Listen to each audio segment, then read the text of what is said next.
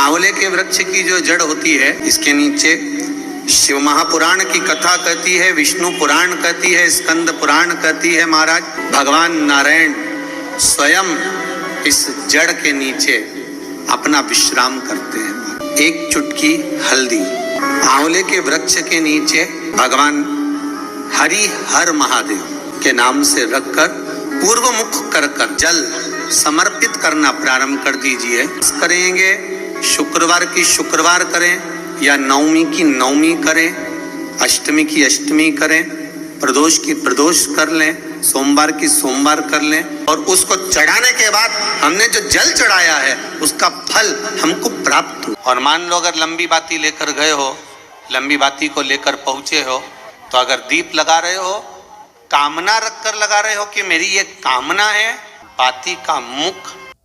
श्री शिवा नमस्तभ्यम दोस्तों, हर हर महादेव के दोस्तों, अगर आप किसी कामना के लिए अगर दीपक मंदिर में लगाते हैं या भगवान के सामने या देवी के देवता किसी के भी सामने अगर दीप लगाते हैं तो हमें किस प्रकार से दीप लगाना है, चलिए जानते हैं। पहला उपाय, तो आपको क्या करना है, एक तांबे का कलश लेना है, इसमें जल भरना है आपको अपने घर से, अपने रसोई घर से, जिस परंडे से आप जल पीते हैं उसमें से। दोस्तों इसमें से जल भरने से आपका पित्त दोष समाप्त होता है, काल सर्प दोष दूर होता है और साथ ही साथ आपका वास्तु दोष भी खत्म होता है। पूज्य गुरुदेव का हमेशा कहना है कि आपको अपने घर से ही जल भरना चाहिए। और इसी के साथ ही साथ हमको ले जानी है दोस्तों एक चुटकी हल्दी, इस प्रकार से हल्दी ले जानी है, एक दीप ले जाना है। दोस्तों सीधे पहुंच जाना है हमको आंवले के वृक्ष के नीचे। कहाँ जाना है दोस्तों, हमें आंवले के वृक्ष के नीचे। वहां पर पहुंच करके जल और हल्दी, दोस्तों आपको क्या करना है, इस हल्दी की थोड़ी सी चुटकी लेकर के आंवले के वृक्ष के नीचे इस तरह से आपको डाल देनी है। इस तरह से डालने के पश्चात आपको पूर्व मुखी मुख करके खड़े हो जाना है, पूर्व की तरफ मुख करके खड़े हो जाना है और इस जल को हरि हर महादेव का स्मरण करते हुए, हरि हर महादेव का नाम लेते हुए इस तरह से आपको आंवले के वृक्ष में जल समर्पित करना है। पहले हल्दी डालनी है, फिर वहीं पर आपको जल समर्पित कर देना है हरि हर महादेव का स्मरण करके, हरि हर महादेव का नाम ले करके। लेकिन दोस्तों आपको ये पूर्व मुखी मुख करके ही खड़े होना है। पूज्य गुरुदेव कहते हैं कि आपको ये उपाय प्रदोष के दिन कर लीजिए, सोमवार के दिन कर लीजिए या शुक्रवार के दिन कर लीजिए। आपको ये उपाय आप जितने दिन करना चाहते हैं उतने दिन कर लीजिए। पूज्य गुरुदेव का ये कहना है कि आपको अगर एक दिन अगर ये उपाय करते हैं तो 8 दिन में आपको फर्क मालूम पड़ जाएगा। दौड़ करके आप दोबारा से उसी उपाय को करने के लिए आंवले के वृक्ष के नीचे जाएंगे और आपका व्यापार अगर नहीं चल रहा होगा तो 8 दिन में आपको तुरंत फर्क दिखेगा, धन लक्ष्मी की आपके यहाँ आवक होने लगेगी। तो ये था दोस्तों, फिर आपको प्रणाम करते हुए सीधे अपने घर चले आना है। दोस्तों बहुत सुंदर सा अचूक उपाय है, आप इस उपाय को जरूर करिएगा। अब चलिए जानते हैं दोस्तों। और दोस्तों हाँ, एक दीप और लगा देना है यहाँ पे आंवले के वृक्ष के नीचे, एक दीप लगा देना है इस प्रकार से। अगर गोलबाती का दीप लगा रहे हैं तो कोई बात ही नहीं है, गोलबाती तो बीच में ही होती है। अब चलिए जानते हैं अब दूसरा उपाय कि बाती को हमें किस प्रकार से लगाना है, कैसे लगाना है।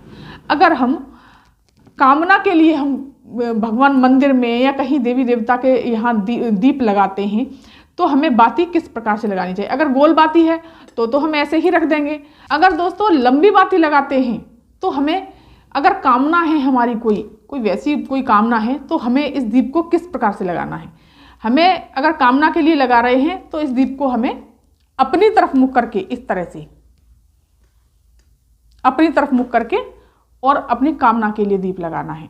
अगर हमारी कोई कामना नहीं है तो हमें इस तरह से दीप लगाना है। लेकिन पूज्य गुरुदेव का कहना है कि अगर हम भगवान की तरफ मुख करके दीप लगाते हैं तो हमने सारी चीज़ें भगवान के ऊपर छोड़ दी हैं। वही हमारा नौकरी, व्यवसाय, धन, संपदा सब कुछ वही देखेंगे, सारा काम हमारा वही देखेंगे। तो दोस्तों हमेशा ज़्यादातर मेरा तो ये कहना है कि भगवान की तरफ ही मुँह करके दीप की बाती लगानी चाहिए, क्योंकि जब बाबा हमारे ऊपर मेहरबान होंगे, जब भगवान खुद ही हमारे ऊपर मेहरबान होंगे तो हमारी कोई कामना रह ही नहीं जाएगी। तो इस प्रकार से दीप लगाना। और दोस्तों बहुत सी माताएं बहनें तो ये गलती कर देती है कि बिल्कुल टच करके दीप लगाती हैं, भगवान को जल जाते हैं, उनको चोट पहुंचती है। इस तरह से आपको दीप नहीं लगाना, दूर करके दीप लगाना है। अगर कोई कामना है तो आप इस तरह से मुख करके, विशेष कामना है तो इस तरह से दीप लगाइए। और नहीं तो आप इस तरह से आपको दीप लगाना चाहिए। और दोस्तों पूज्य गुरुदेव का एक उपाय और है। पूज्य गुरुदेव ने कहा है कि अगर आपकी धन संपदा नहीं आ रही है, लक्ष्मी आपके यहाँ नहीं आ रही है, या नौकरी व्यवसाय में बहुत परेशानी झेलनी पड़ रही है, बहुत कष्ट जा रहे हैं, धन संपदा की आपके यहाँ कमी है, तो आपको एक नियम पकड़ लेना है। प्रतिदिन शिव मंदिर में आपको दीप लगाना है। इस तरह से आपको प्रतिदिन शिव मंदिर में शाम के समय पर, मतलब दोस्तों प्रदोष काल के समय पर शिव मंदिर में दीप लगाइए। अगर आप शिव मंदिर में दीप नहीं लगा पाते हैं तो शिव मंदिर के चौखट पर दीप लगा दीजिए। अगर वहां भी नहीं लगा पाते दोस्तों तो पूज्य गुरुदेव ने कहा है बेलपत्री के वृक्ष के नीचे इस प्रकार से दीप लगा देना है आपको, इस प्रकार से।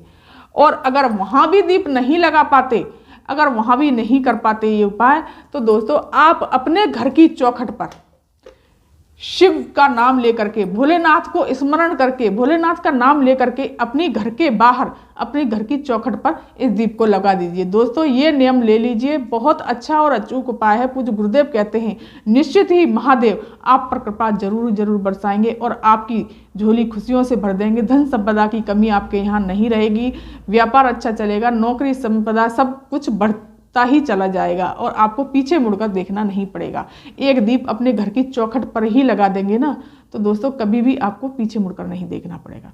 तो दोस्तों ये था आज का उपाय। अगर ये वीडियो, ये जानकारी आपको पसंद आई हो तो मेरे चैनल को सब्सक्राइब कर दीजिए, वीडियो को लाइक कर दीजिए और कमेंट में श्री शिवाय नमस्तुभ्यम अवश्य लिखिएगा। धन्यवाद।